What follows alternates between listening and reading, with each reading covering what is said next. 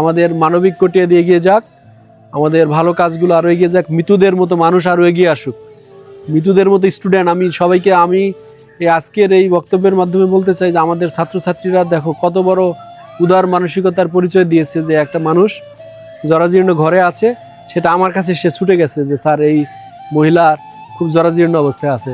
আমরা কিন্তু এই মহিলা সম্পর্কে জানতাম না, মৃত্যুর মাধ্যমে জানতে পেরেছি। এই কারণে সবাইকে বলবো যে মৃত্যুর মতো স্টুডেন্টরা তোমরা এগিয়ে আসো মানবিকতার সেবায়, মানুষের সেবায়।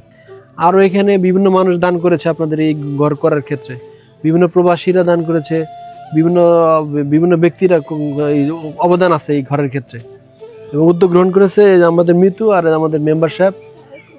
আর আমাদের উপজেলা প্রশাসনের পক্ষ থেকে সামান্য একটু সহযোগিতা আছে, আমরা 2 বান্ডিল টিন দিয়েছিলাম আর 6,000 টাকা দিয়েছিলাম। যে বা যারা উদ্যোগ নিতে চান আপনারা উদ্যোগ নেন, ইনশাল্লাহ মানবিক কোঠিয়া দিয়ে আপনাদের পাশে থাকবে।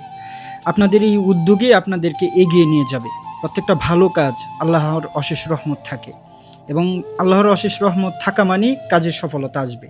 ধৈর্য সহকারে চেষ্টা চালিয়ে যান, ইনশাআল্লাহ।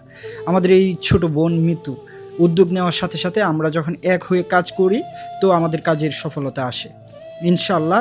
আপনারা যেখান থেকে ভিডিওটা দেখতেছেন সবাই শেয়ার করবেন এবং আমাদের মানবিক কোঠিয়াদিরের পাশে দাঁড়াবেন। এগিয়ে আসুন মানবতার সেবায়।